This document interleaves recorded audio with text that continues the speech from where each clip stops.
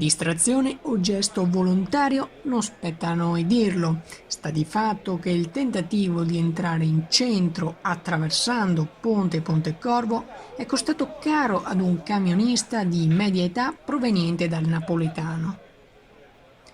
Il mezzo, un auto articolato di notevoli dimensioni, nel tentativo di svoltare da via San Francesco verso via Cesarotti in direzione della Basilica del Santo si è incastrato. Troppo stretta quella curva a gomito dove persino le macchine devono rallentare. Il mezzo, nel tentativo di sbloccarsi, ha prima battuto la ringhiera di un terrazzino e in seguito ha danneggiato alcuni cartelli stradali.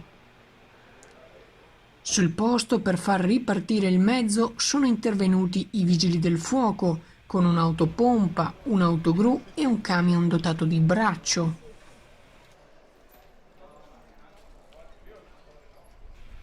Sul posto anche gli agenti della polizia locale, a cui in serata si sono aggiunti i carabinieri.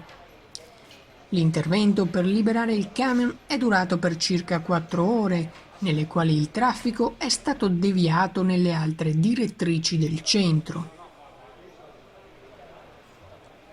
I vigili del fuoco sono stati costretti a tagliare con il flessibile transenne, paletti e cartelli stradali per consentire all'autista di fare manovra.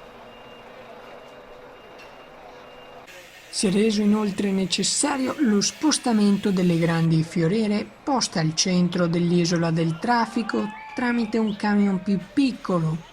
Impossibile infatti utilizzare l'autogru a causa dei molti cavi aerei. Verso sera il camion, dopo innumerevoli tentativi, è stato liberato e i pompieri hanno potuto mettere in sicurezza il terrazzino e recuperare la ringhiera finita nel frattempo sopra il rimorchio. Terminato l'intervento, i vigili urbani hanno scortato il camion fuori dal centro storico, onde evitare ulteriori fraintendimenti sul percorso. Al camionista ora giungerà una multa salata e il conto dei danni provocati. Sfiscia Channel News, Padova.